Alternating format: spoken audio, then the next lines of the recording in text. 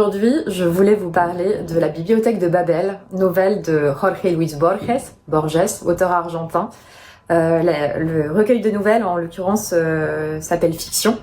Il a été publié en 1944 dans sa version argentine.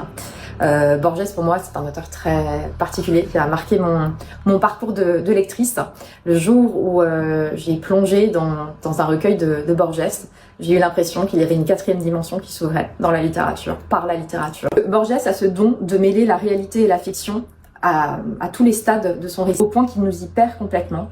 Et en réalité, ce qui se passe dans les nouvelles de Borges, qu'on ne finit pas de ne pas comprendre parfois, mais tout est fait comme si ça se passait dans notre propre cerveau. Donc en fait, on vit la nouvelle autant qu'on la lit. La bibliothèque de Babel nous parle d'une bibliothèque infinie. Pour Borges, l'univers est comme une immense bibliothèque. Quand on proclama que la bibliothèque comprenait tous les livres, la première réaction fut un bonheur extravagant. Tous les hommes se sentirent maîtres d'un trésor intact et secret, puisque c'est une bibliothèque qui est de l'ordre de l'univers en réalité chez Borges. Il n'y avait pas de problème personnel ou mondial dont l'éloquente solution n'exista quelque part, dans quelques hexagones, les hexagones qui composent cette fameuse bibliothèque. L'univers se trouvait justifié. L'univers avait brusquement usurpé les dimensions illimitées de l'espérance.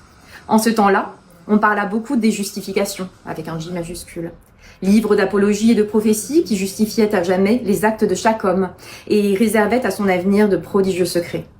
Des milliers d'impatients abandonnèrent le doux hexagone natal et se ruèrent à l'assaut des escaliers, poussés par l'illusoire dessein de trouver leur justification.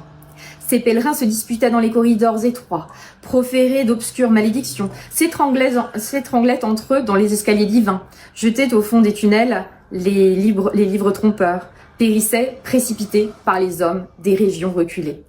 D'autres perdirent la raison. Il n'est pas niable que les justifications majuscules existent. J'en connais moi-même deux qui concernent des personnages futurs, des personnages non imaginaires peut-être. Mais les chercheurs ne s'avisaient pas que la probabilité pour un homme de trouver la sienne, ou même quelques perfides variantes de la sienne, approche de zéro.